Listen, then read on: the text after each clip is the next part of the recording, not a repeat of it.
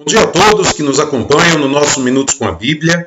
Nós estamos retomando nossa reflexão sobre as bem-aventuranças de Jesus e hoje vamos falar sobre o pacificador, que está em Mateus capítulo 5, verso 9, que diz: Bem-aventurados os pacificadores, pois serão chamados filhos de Deus.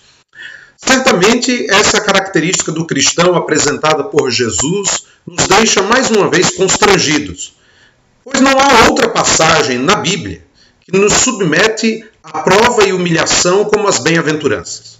Como temos falado nesses dias acerca dos misericordiosos, dos limpos de coração, os pacificadores também são resultado e consequência de ter sido saciado por Deus. Aquilo que já explicamos do primeiro grupo de bem-aventuranças, pobres em espírito, os que choram e os humildes, não é?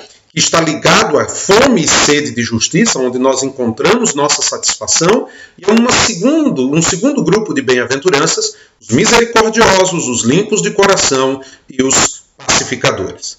Os pacificadores correspondem aos humildes ou mansos, né? Pode ser uma outra tradução.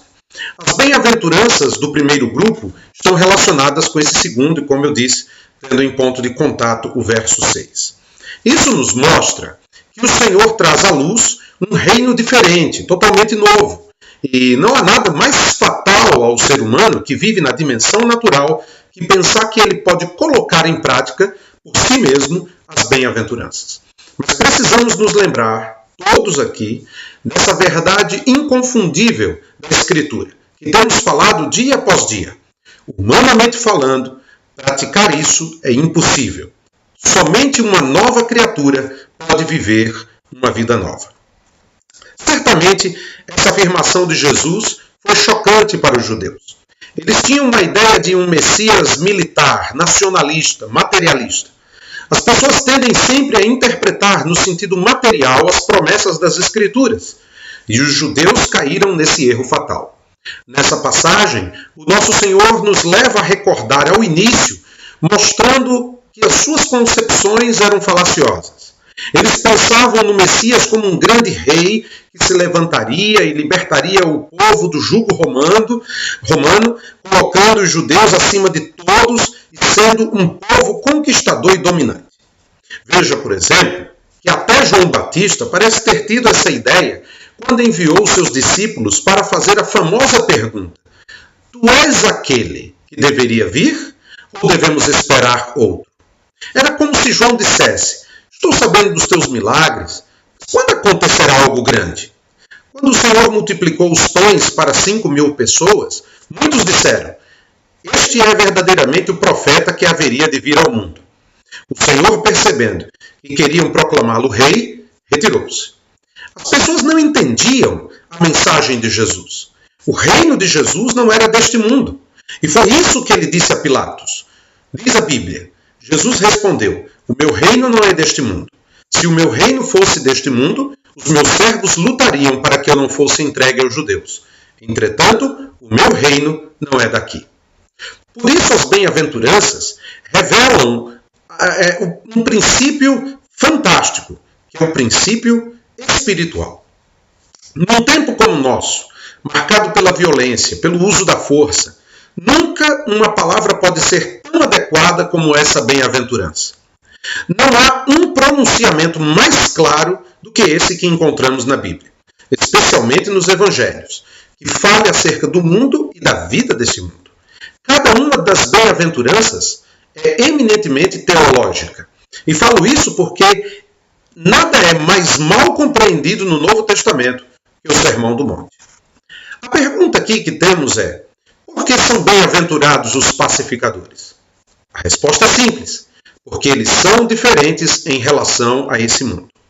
Os pacificadores são bem-aventurados porque expressam de modo diferente da grande maioria das pessoas, principalmente porque agem como filhos de Deus. Vamos a uma questão prática. Por que há guerras no mundo? Por que há uma tensão internacional constante? O que acontece? Porque o século XX teve mais guerras mundiais que assolaram a humanidade? Por que o perigo de outra guerra iminente que nos rodeia? Por que essa intranquilidades, desacordos, conflitos entre os seres humanos. Segundo a bem-aventurança de Jesus, só há uma resposta: o pecado. Nada mais do que isso, apenas o pecado. Isso nos leva imediatamente a duas doutrinas importantes nas Escrituras: a doutrina do ser humano e a doutrina do pecado. O pacificador já não é mais o que era. Isso é teologia. A explicação de nossos problemas é o desejo incontrolável, a cobiça, o egoísmo e o individualismo humano. E a causa de todos os problemas e dissensões, seja entre indivíduos ou grupos, numa mesma nação ou entre nações, tem como causa o pecado. Portanto, não podemos compreender o problema no mundo a não ser que aceitemos a doutrina do Novo Testamento a respeito do homem e do pecado. Vamos olhar de outro modo. Por que há tantos problemas e dificuldades de se manter a paz no mundo? Pense comigo sobre as intermináveis reuniões internacionais que vemos todos os dias nos noticiários, em que os homens se sentam por horas e dias para tentar costurar um acordo de paz. Por que eles fracassam? Por que eles chegam a um ponto em que uns não confiam nos outros? Como explicamos isso? Por que as Nações Unidas parecem impotentes diante dos conflitos no mundo? O que acontece? Só há uma resposta adequada para todas essas questões. Ela não é política, não é econômica, também não é social. A resposta, uma vez mais, é essencial e primordialmente teológica e doutrinária. É porque o mundo, em sua necessidade e cegueira, não reconhecem isso. Acabam perdendo tempo. O problema, segundo a Escritura, está no coração humano. E até no coração humano, até que o coração humano seja mudado, nunca será resolvido esse problema. As pessoas ficarão apenas na superfície.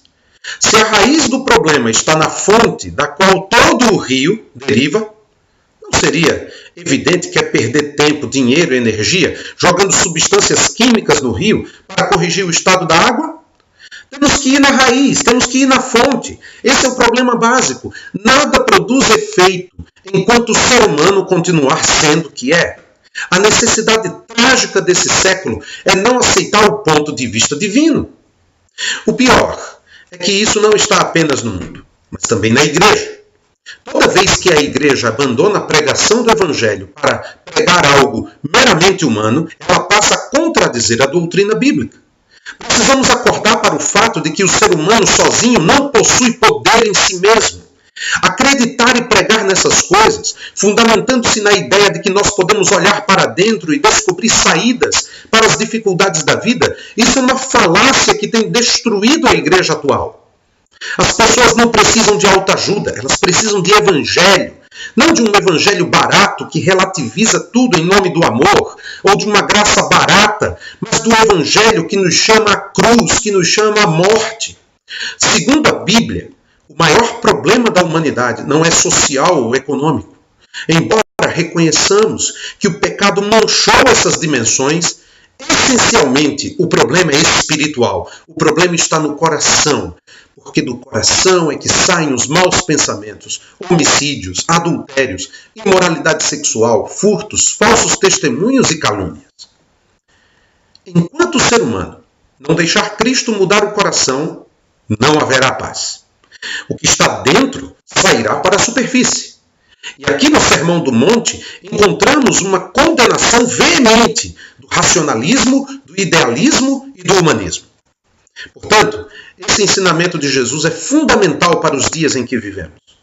Porque precisamos da visão adequada do Novo Testamento para começar a compreendê-lo. Alguns de vocês talvez fiquem surpresos com as guerras. Não deveriam ficar. E se são cristãos, muito menos. Deveriam considerar esses eventos como uma confirmação estranha e extraordinária do ensinamento bíblico. Isso significa que devemos ser pessimistas, pastor, quanto aos acordos internacionais? Não necessariamente.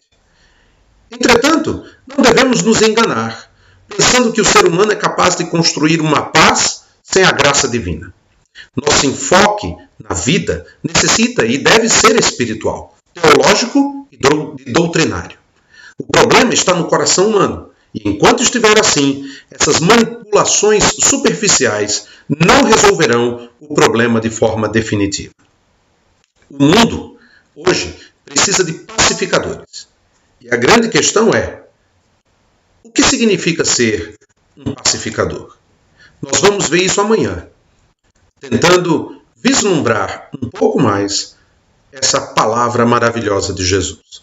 Que você tenha um ótimo dia, que você seja guardado na paz de Deus e que a sua vida seja fortalecida cada vez mais naquilo que o Senhor diz. Um forte abraço e até amanhã.